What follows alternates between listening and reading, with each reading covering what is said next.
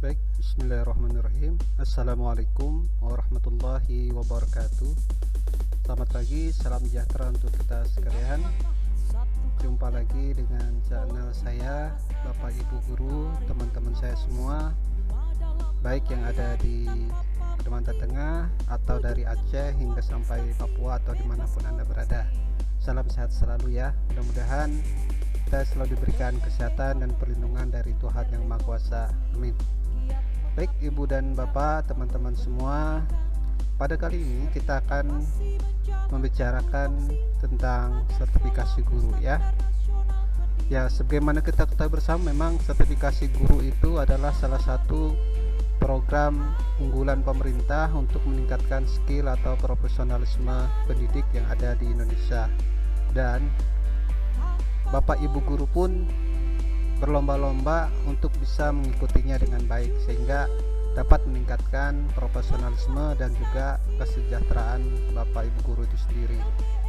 Namun untuk mencapai sertifikat guru yang profesional itu tidaklah mudah ya, banyak sekali tantangan atau perjuangan yang harus kita lakukan. Baik dan Ibu Bapak, sebelum kita lanjut pada channel ini, mohon jangan lupa klik and subscribe channel ini ya. Mudah-mudahan channel ini terus bisa berkembang dan memberikan informasi terkini khususnya dalam dunia pendidikan atau hal-hal praktek baik lainnya. Baik Bapak Ibu, ini kita buka ya. Yang pertama, adanya surat edaran dari Dirjen GTK ya pertanggal 4 Februari 2002 lalu tentang pendaftaran dan seleksi administrasi untuk calon peserta PPG dalam jabatan tahun 2022. Nah, ini berdasarkan dari peraturan pemerintah nomor 19 tahun 2017 tentang perubahan peraturan pemerintah tentang guru ya, nomor 74 tahun 2008 dan terusnya. Maka akan dibuka pendaftaran seleksi administrasi untuk PPG atau program profesi guru dalam jabatan tahun 2022. Nah Bapak Ibu, mungkin Bapak Ibu semua sudah mendapatkan surat edaran ini ya. Mohon jangan lupa untuk dibaca berulang-ulang dari awal hingga akhir sampai habis ya Ibu Bapak. Nah, di sini kita lihat ketentuan yang pertama sampai ke-6 ya. Data calon peserta itu adalah berdasarkan dari hasil pemutakhiran data Dapodik pada tanggal 30 Januari tahun 2002 lalu ya. Jadi nanti Bapak Ibu tunggu saja notifikasi panggilannya di SIM PKB-nya masing-masing ya. Dan mudah-mudahan Bapak Ibu sudah betul-betul mengupdate data di Dapodiknya ya. Karena apa? Karena data di Dapodik itu nanti difilter langsung dieksekusi by system, sehingga nanti yang mana memenuhi persyaratan sesuai dengan filter yang telah dibuat oleh petugasnya, nanti akan muncul daftar nama-nama yang terundang otomatis ke SIM PKB Bapak Ibu guru masing-masing ya. Dengan kategori-kategori ini ya. Ya Bapak Ibu. Baik Bapak Ibu, kita lihat di sini persyaratan administrasinya oke ya, sudah dipahami dengan baik ya. Nah, di sini yang perlu kita persiapkan adalah yang paling penting adalah poin 2 ini, persyaratan administrasi ya. Jadi Bapak Ibu menyiapkan ijazah atau dokumen lainnya yang diminta ini yang aslinya ya. Yang asli.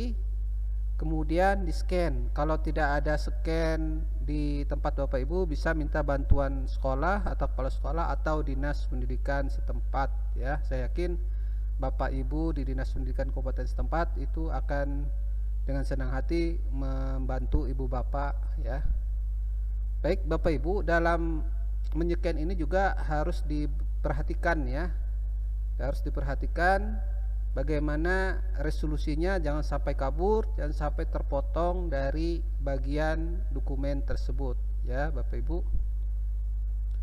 Baik Bapak Ibu, kita langsung saja ke intinya. Pada kali ini kita akan membahas mengenai 3 kesalahan fatal yang seringkali umum dilakukan oleh para calon peserta sertifikasi guru dalam jabatan ya.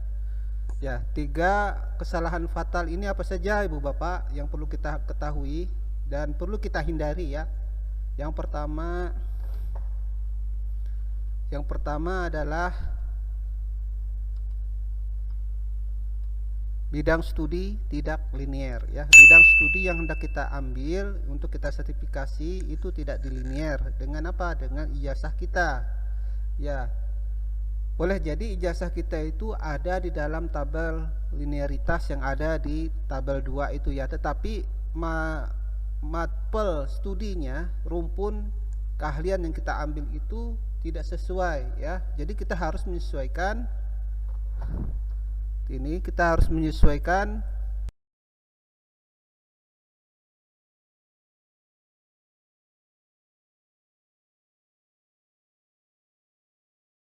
untuk bidang studi PPG-nya adalah guru PAUD, PG PAUD, TK atau TKLB. Kodenya 02. Nah, program studi Ibu Bapak yang relevan atau linier, apa kita bisa lihat di sini ya, mudah caranya ya. Kita lihat di sini bidang studi PPG-nya adalah pendidikan guru PAUD ya, untuk jenjang TK dan kodenya 020. Ini kodenya dari dulu sama ya, 020. Kemudian program studi yang dimiliki Ibu Bapak itu S1-nya harus ini. Misalkan di sini pendidikan luar biasa, pendidikan khusus, PGRA, PG PAUD, PGTK, psikologi, bimbingan dan konseling, PSKJ, pendidikan anak usia dini, atau PSKGJ. Nah, jadi ijazah Ibu Bapak ini ada di antara sini, kemudian mengambil yang ini ya, pendidikan sertifikasi guru PAUD. Nah, demikian juga yang di bawahnya untuk guru sekolah dasar ya, PGSD, PGMI, maka kode sertifikasi yang diambil adalah 027, yaitu pendidikan guru sekolah dasar. Kemudian ada S1 pendidikan Pancasila, matematika dan seterusnya ya. Ya Ibu Bapak, jadi jangan sampai Bapak Ibu ngambil PPG mapelnya ini, bidang studinya ini, tetapi Bapak Ibu di luar daftar ini tidak ada atau tidak sesuai dengan ijazah S1-nya ya.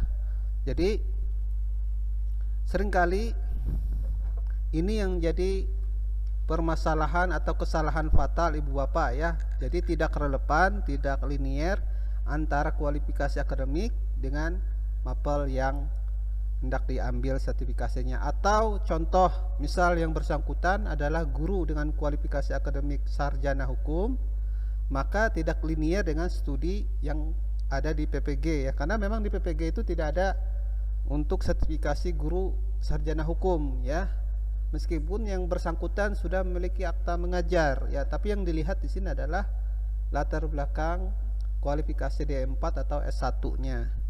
Nah, demikian juga dengan guru agama ya Ibu Bapak, baik itu guru agama Islam, Kristen, Hindu, Buddha, itu tidak linier dengan studi PPG yang ada ya, karena tidak ada di dalam tabel studi tadi ya. Dan juga perlu diketahui bahwa kebijakan atau kewenangan dalam menyelenggarakan sertifikasi guru agama apapun itu ya, itu adalah ranahnya atau kewenangan dari Kementerian Agama atau Kemenak ya Ibu Bapak. Ini adalah kesalahan pertama yang paling fatal, yang paling sering kali terjadi Ibu Bapak. Lanjutnya yang kedua adalah ketidaksesuaian data TMT-nya dengan SK pengangkatan ya. TMT ya, tahu Ibu Bapak ya, terhitung mulai tanggal bertugas dengan SK pengangkatan. Misalkan apa? Misalkan SK pengangkatan pertamanya, SK pengangkatan terakhirnya, SK pembagian tugas mengajar. Nah, ini juga penting, SK pembagian tugas mengajar. Ini menunjukkan bahwa Ibu Bapak aktif mengajar dan memiliki rombongan belajar ya. Ya, mudah-mudahan JP-nya juga mencukupi ya, nanti mencukupi 24 JP per minggu misalnya. Kemudian yang selanjutnya fakta integritas. Fakta integritas ini seringkali juga kurang dibubuhi dengan materai 10.000 ya Ibu Bapak. Jadi ini adalah kesalahan kedua, ketidaksesuaian data TMT dengan SK pengangkatan ya. Nanti ini semua data sesuai dengan persyaratan yang ada itu betul-betul akan dicek, akan betul-betul akan dipelototin oleh petugas Perpal dari LPMP ya. Kemudian kesalahan yang ketiga yang fatal adalah ketidaksesuaian data registrasi seleksi dengan data update profil ya. Nah ini sekali lagi Ibu Bapak, pentingnya Ibu Bapak mengupdate data profil dan itu harus sesuai dengan data registrasi pendaftaran Ibu Bapak ya. Misalkan di sini statusnya dia guru apa, guru PNS, guru yayasan atau yang lainnya, diangkat guru sampai dengan tanggal 30 Desember dan seterusnya. Nah datanya di Dapodik ini masuk atau tidak? Ini masuk ya.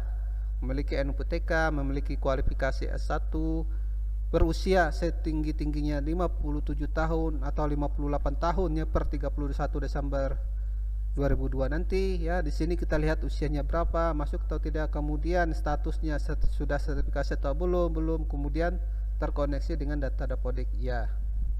Nah ini Bapak Ibu secara detailnya, jadi mohon dicermati. Namanya tidak boleh salah satu huruf, nanti akan berbeda juga dibaca oleh sistem. Kemudian nomor uniknya, NIP, NIK, bidang studi PPG nya, perguruan tinggi yang mengeluarkan ijazah S1-nya, program studi yang diambilnya ketika kuliah di perguruan tinggi tersebut, tahun lulusnya, dan tanggal lahir. Jadi data-data ini harus betul-betul benar ya, tidak boleh salah satu huruf pun ya. Tidak, termasuk nama ini yang seringkali juga tidak boleh disingkat, atau memang sudah baku namanya sesuai dengan ijazahnya, sesuai dengan KTP-nya dan data yang ada ya. Jadi sinkron. Baik Ibu Bapak, 3 kesalahan ini yang seringkali ditemukan yang menjadi hambatan Ibu Bapak di dalam melakukan registrasi atau pendaftaran peserta PPG dalam jabatan selama ini.